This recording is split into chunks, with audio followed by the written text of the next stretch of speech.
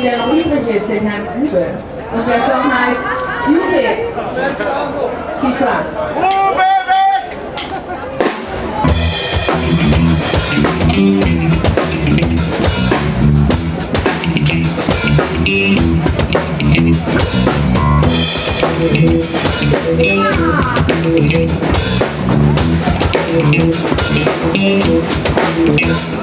You're so complicated, you got it under. You're talking time, and it all talks so fast. You say you want my friend, but you lie and you cheat. I'm here today, when you fall for me. You'll follow that clear, and give you my rock star. My feet are off, and keep your mind. Trying to get what you say. That way.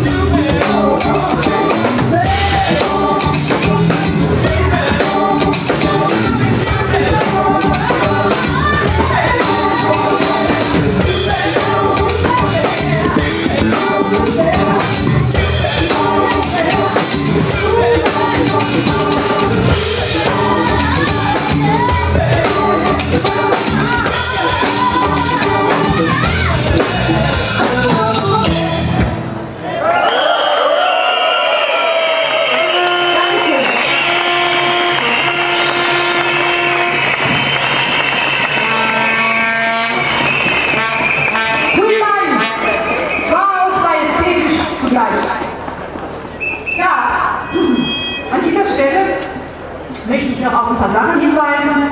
Es ist ein VVS-Ausweis abgegeben worden, eine Fundsache vom heutigen Tag. Dieser Ausweis gehört einer jungen Frau und jetzt bitte ich alle jungen Frauen mal zu gucken, ob sie einen VVS-Ausweis haben und wenn nicht, können sie mal hinter die Bühne gucken und vielleicht haben wir Glück. Gut, an dieser Stelle noch ein weiterer Hinweis.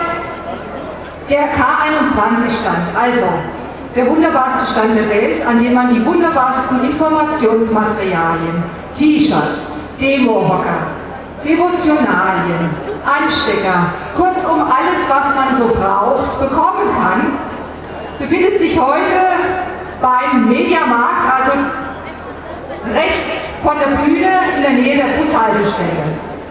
Ja, liebe Leute, will jemand wissen, wie viel wir heute sind? Dann sage ich es mal. Circa 15.000.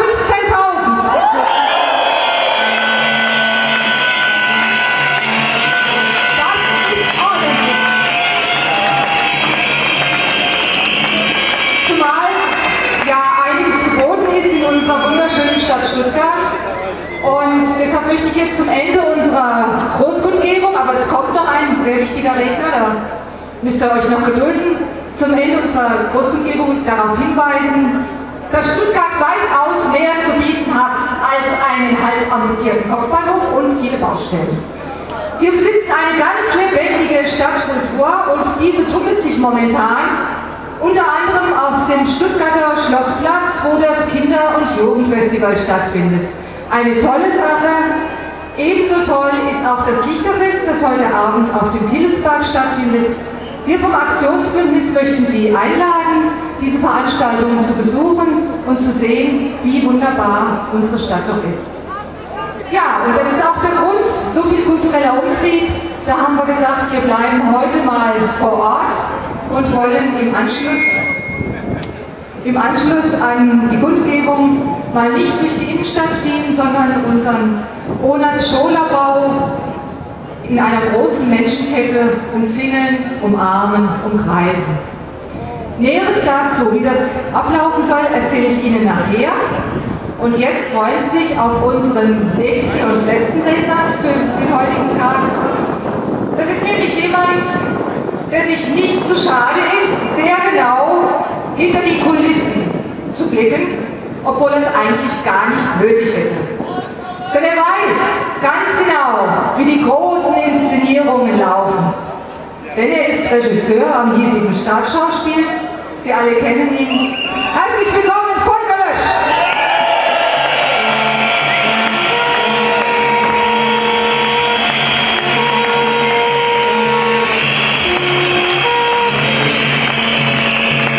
Liebe Kopfbahnhof-Freunde und Freundinnen, im Sommer gibt es in den Theatern am Ende einer Spielzeit immer einen Rückblick und einen Ausblick. In diesem Jahr ist es etwas ganz Besonderes, denn so eine Spielzeit wie die vergangene hat Stuttgart noch nie erlebt.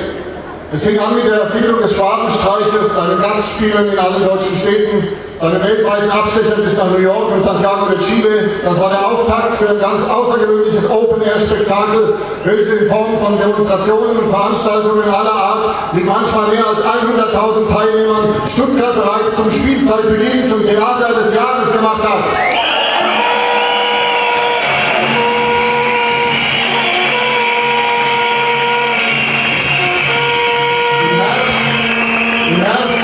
Eine Tragödie antiken Ausmaßes, der Kampf David gegen Goliath, Spielort war der Schlossgarten, mit Stefan Mappus als Caligula, einem Laienchor besetzt mit prügelnden Polizeihorden und teilweise verletzten Statisten aus der Bürgerschaft von Stuttgart.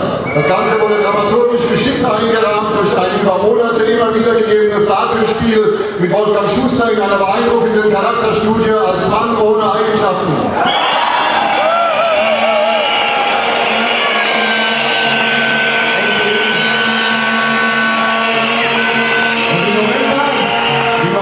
Im Dezember gab es ein Dokumentartheater live auf Phoenix und Flügel TV, die schlichte Schlichtung mit Heiner Geisler als Heiner der Scheinheilige und mit einem miserablen Schluss der Fadenpointe Stuttgart Plus, ein kolossaler Reinfall, wenig Applaus, schlechte Kritiken.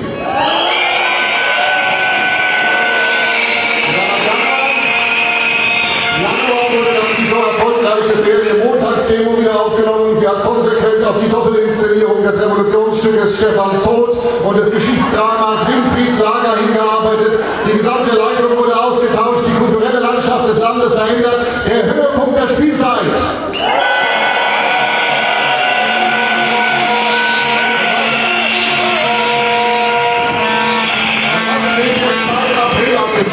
Das sind die vielen kleinen Inszenierungen, die derzeit gegeben werden. Aber alle sind der Groteske der Farce zugeordnet. Absurdes Theater an vielen unterschiedlichen Spielorten. Ein Dauerbrenner heißt Mein Werk. Der Autor ist Rüdiger Grube, Co-Autorin Angela Merkel.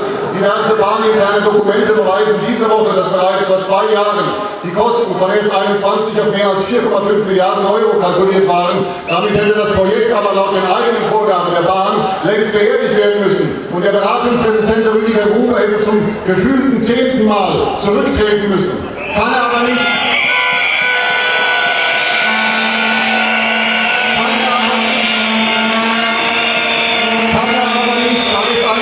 Sein Prestigeprojekt ist, sein persönliches Meisterstück werden soll. Lieber Herr Grube, wir können ja nachvollziehen, dass Sie sich in fortgeschrittenem Alter noch einmal ein Denkmal setzen wollen, aber kümmern Sie sich doch um Zugverspätungen, marode Gleis- oder defekte Klimaanlagen und verschonen Sie uns in Stuttgart mit Ihrem hirnrissigen, gegen alle Vernunft sprechenden, völlig veralteten Lobbyprojekt.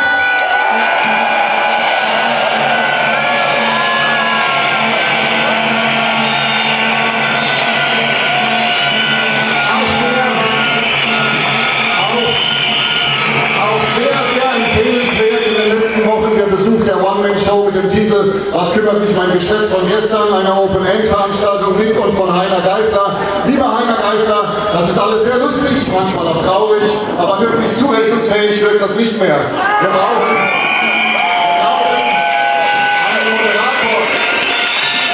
einen Moderator, der wirklich neutral ist. Arbeiten Sie, und das ist unser Vorschlag, zukünftig als Märchenerzähler und schreiben Sie danach ein Buch darüber. Wir, die Protestbewegung, wird natürlich nicht pauschal und unkritisch akzeptieren, was Sie in den nächsten Wochen verkünden werden.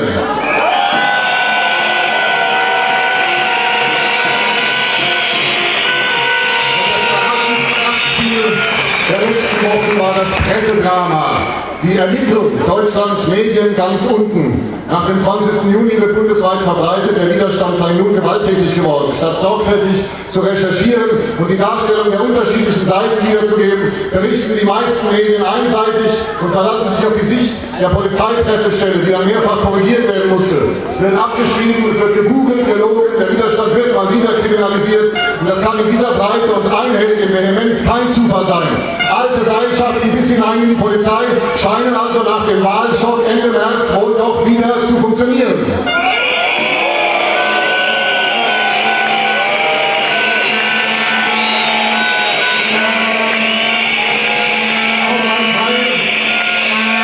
Auch ein Teil der Medien in Baden-Württemberg hat sich auf die Bürgerbewegung gegen Stuttgart 21 in einer Vehemenz eingeschossen, die nach der Abwahl von Mappus kaum jemand erwartet hat. Besonders hart hat es dabei Minister Winfried Herrmann getroffen, der wurde regelrecht zum Abschuss freigegeben. Und im Fall von Herrmann vollzieht sich eine groteske Umkehr der Motive. Und wir sind immer noch in der Phase des absurden Theaters. Diejenigen, die jahrelang belegbar täuschen, tricksen und betrügen, bezichtigen nun denjenigen, der über Jahre hinweg mit Argumenten und Fakten seriös kritisiert, aufgrund von aus dem Zusammenhang gerissenen Zitaten der Lügen. Ziel der Show ist, den Aufklärer zum Lügner zu machen.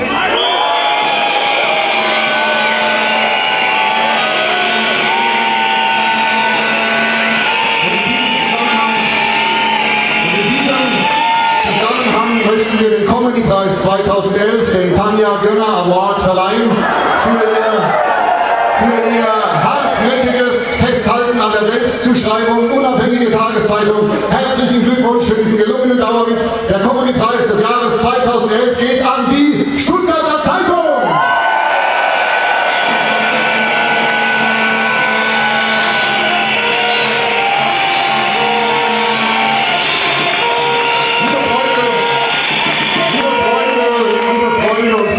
Des Winfried Herrmann-Bashings, ihr werdet erfolglos bleiben.